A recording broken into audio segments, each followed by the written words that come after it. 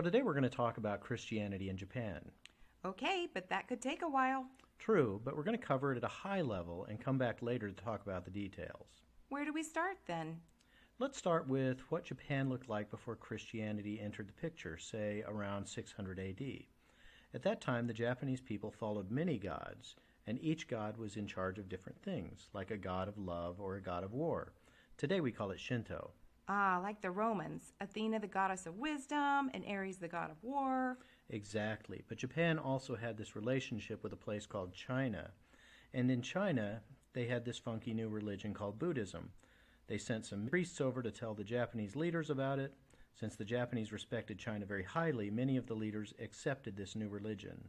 So, Buddhism replaced Shinto? Well, yes and no. The Japanese people accepted Buddhism, but they kept Shinto as well. That is odd. So, somehow the two religions complement one another?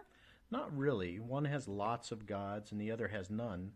But Japanese people are comfortable with the paradox here, and that is how it was when the Christians showed up in the 1500s.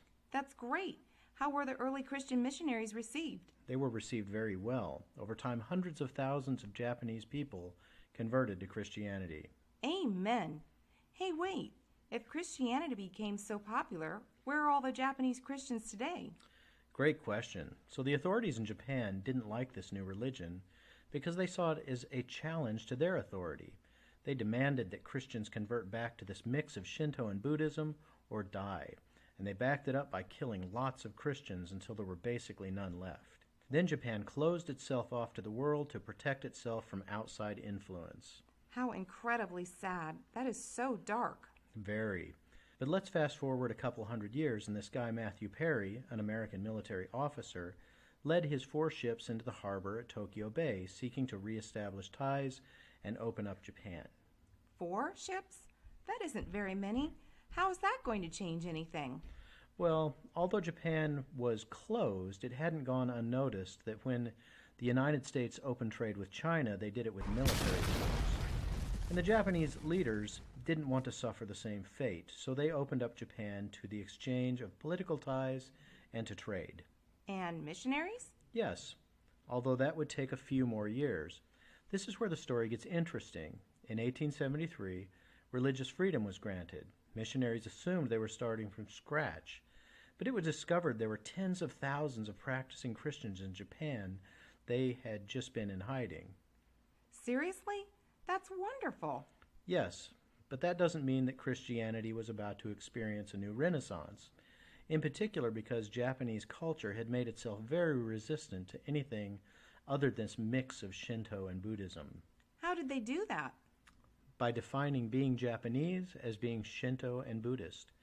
The basic narrative then is that when you become a Christian, you're no longer Japanese. And this became increasingly true in the years leading up to the Second World War, where Western influences were viewed with a lot of suspicion.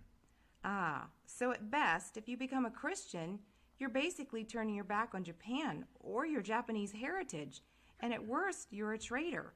That sounds like an almost impossible choice. True. In modern Japan, Christians aren't labeled traitors anymore. Thank God for that. But another cultural problem is that Japanese people value harmony to a very high degree. And since harmony within a family is destroyed if someone becomes a Christian, people just don't convert that easily.